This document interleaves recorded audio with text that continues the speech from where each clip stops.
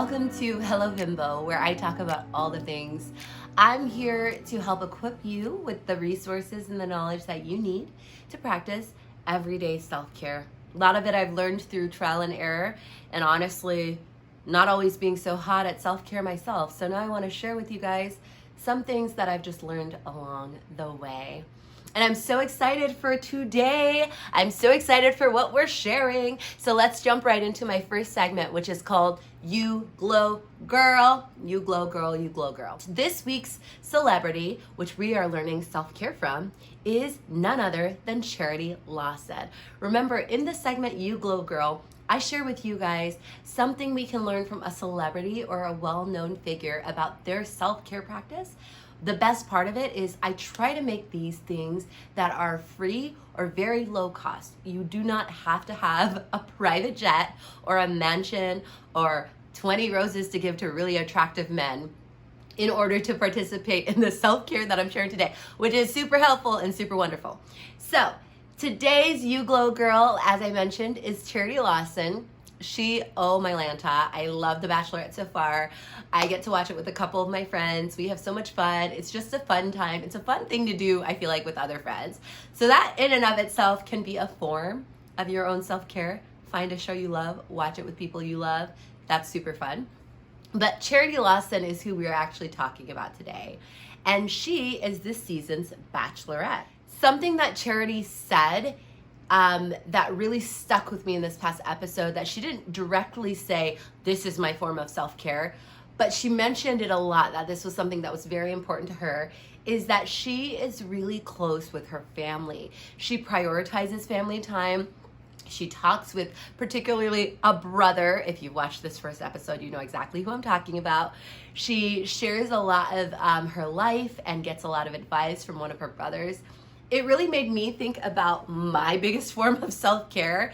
And I think a lot of my self-care comes from talking to people close to me. I am such a talker. I am such an external processor. When I have something going on in my life, I really like to talk it out just so that I can feel like, okay, I'm not crazy. This is a situation that's difficult. Can somebody help me kind of process it through and work it through in a rational way?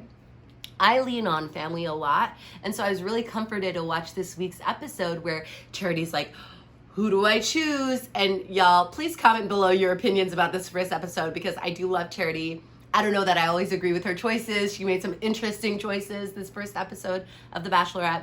That's neither here nor there. All that to say, choose self-care by choosing to make time for people who love you.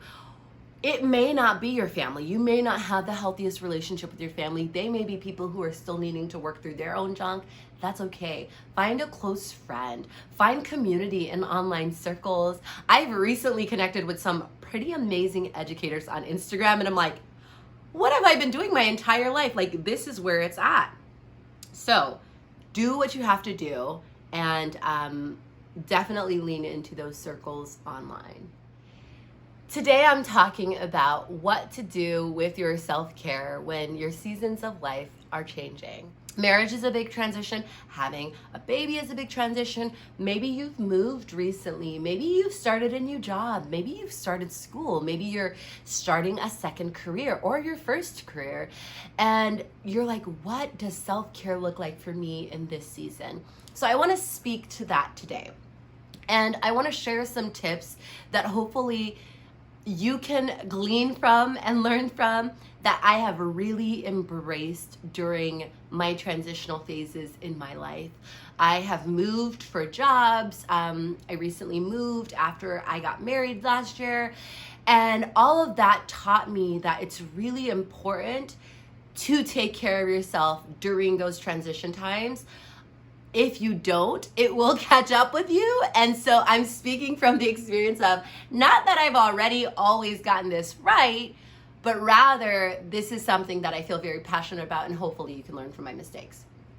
The first piece of advice I would give when you are transitioning is lean into that support system. As I mentioned in You Glow Girl, where I was talking about how important family and friends are just to help us process what's happening to us, I think this is so important when you are going through a transition. Maybe you've just had a new baby and you are like, oh wow, there is no book or YouTube video or course in the world that could prepare you to be a new parent. All you parents out there, more power to you. We don't currently have kids. I have a niece and some nephews, but I know it is not the same. So let's say you are experiencing motherhood or fatherhood for the first time. Well, guess what? You probably know people who love you, who are also parents, who can maybe shed some good advice towards just how to cope. You know, I think the best thing is, since I've been married and within marriage and within any relationship, there's just things you discover even about yourself that you're like, oh, I didn't know that was there. When I talk to my sister or any of my best friends or any of my close people to me, and I just kind of share some frustrations about like, man, how come I can't get that right? They're right there saying, yep, I went through that. Yep, that was my first year of marriage. Yeah, that sounds pretty typical. And so something about having people you're leaning into during that transition time, I feel has helped my transitions be less brutal than they could have been. It doesn't mean you're not still going to walk in on that first day of the job and feel stressed and overwhelmed and wonder, was this the right choice? Like, you may still have those questions in your mind. It doesn't mean that once you have a child, you're suddenly gonna have it all figured out because you have friends who know how to, breastfeed or make a sleep schedule for a child. That's not what that means. All it means is that it will soften your landing. We've recently started going to a trampoline house and a trampoline park for kids. My husband and I got summer memberships. And something that's so incredible, because I am such a fraidy cat, I bounce up and down in trampolines, and I have been allowing myself to fall, which some of you guys, that might not be a big deal. But I have learned that the trampoline, and really even the walkways and everything in the trampoline house, they're all padded and they're all soft. And so that makes for a very soft landing. So let's connect that to relationships. When we have quality relationships that we are leaning into, people we are talking to, it doesn't mean that we're not going to fall. It just means it's going to be a softer landing. And when you have a bad day at work, or you have a bad day in parenthood, or you have a bad day in your marriage, you realize, you know what, this is not a hard landing where I'm breaking my tailbone. This is a soft landing, and there's someone I can talk to kind of work through all of the mess and realize it's not the end. We had an argument, it's not the end. My baby's not sleeping, I'm going insane, I'm sleep deprived, it's not the end. You can learn from other people what they've done to make it through these situations. My second piece of advice goes actually a little bit further than that. And I think it can be done with the first piece of advice hand in hand. And that is, during transitions, that is a great time to seek out professional help in a licensed mental health counselor. I cannot sing the praises of therapy enough.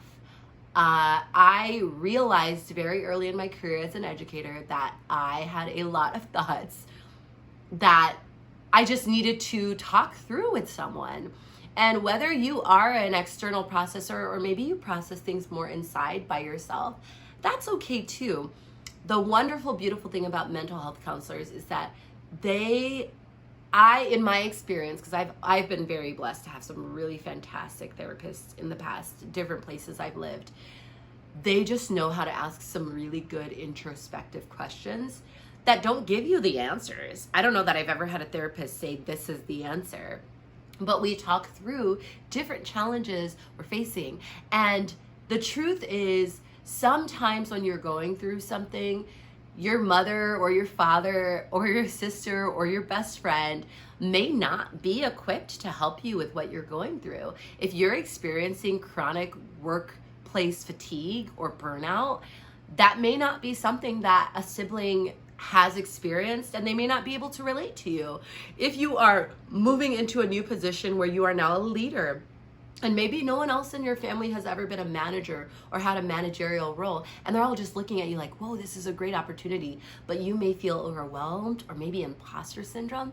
Those are things that a mental health therapist can help you with. And y'all, I am so excited just to be making these shows because the truth is, I don't think we talk about the power of therapy enough. It's not necessarily a lifelong commitment. You don't have to be in therapy for 20 years.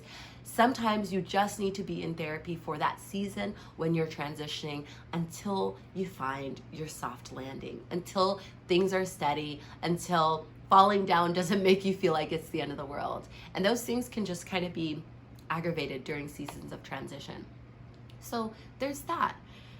The third piece of advice I have for maintaining your self-care while in a season of transition, y'all, this has been the hardest piece of advice for me to swallow. And that is, live in your season.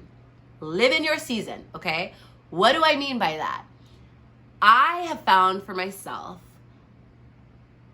that sometimes in my current season of life, I'm trying to maintain habits that I had before. I'll give you a really small example. I used to talk for hours with friends on the phone, and I love my friends. I have wonderful friends I went to college with, I spent my first few years of teaching with in other states. I have wonderful friends all over the US, all over the world. They are fantastic. And I used to spend hours, I'm not kidding, hours on the phone with my friends. I love my friends. There are still a handful of friends that every once in a while I will spend hours on the phone with them.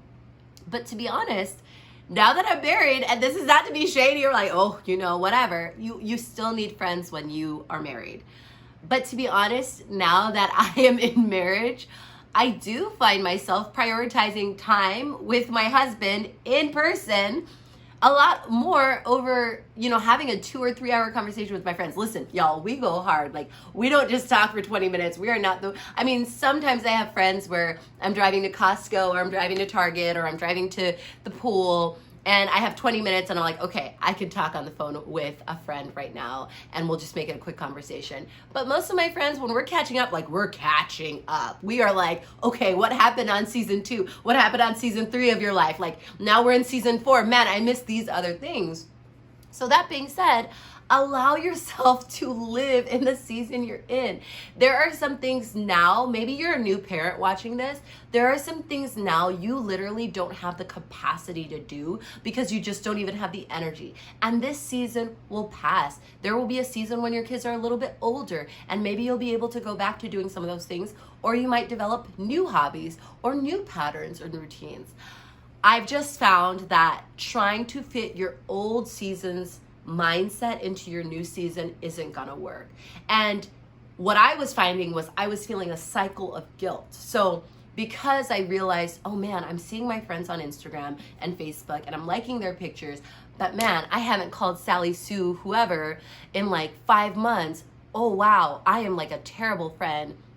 I've realized, no, I'm not a terrible friend. I'm trying to be present. I'm trying to make friends where I live. I'm trying to be a part of the community that I'm currently in.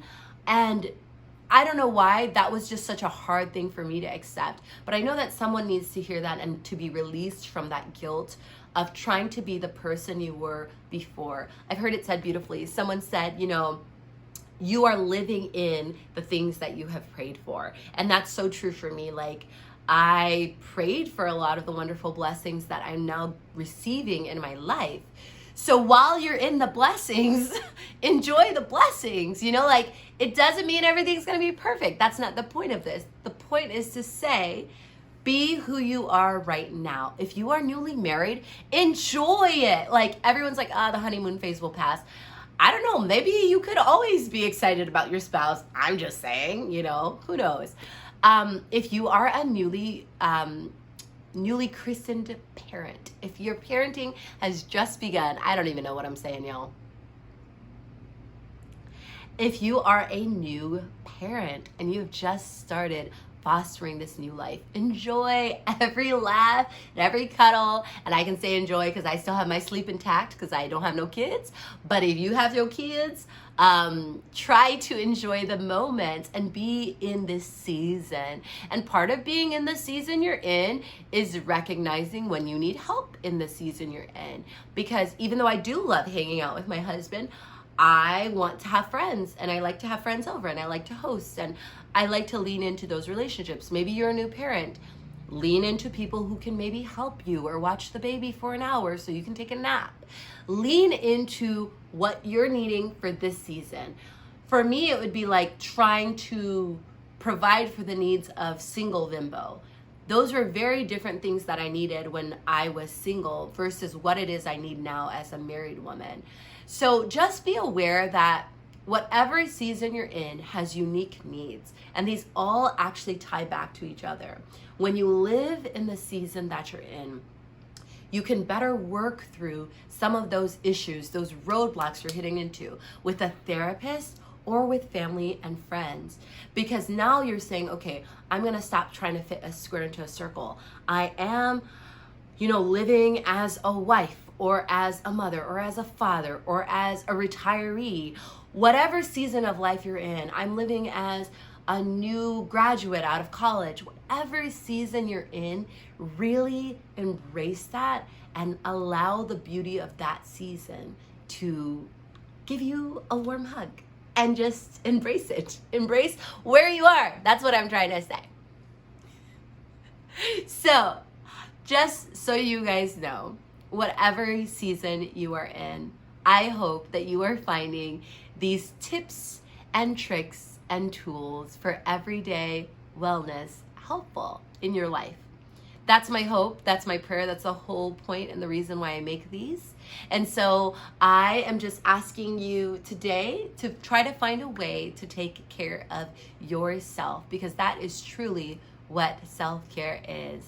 Go ahead and take a moment to comment, to like this, to subscribe and add this and follow it. I am also followable on Instagram at Vimbo Watson. There's a link on there to sign up for my weekly self-care emails that also include some more sunshine in your inbox. And I'm so excited to continue to learn and grow with you as we learn how to practice self-care every single day.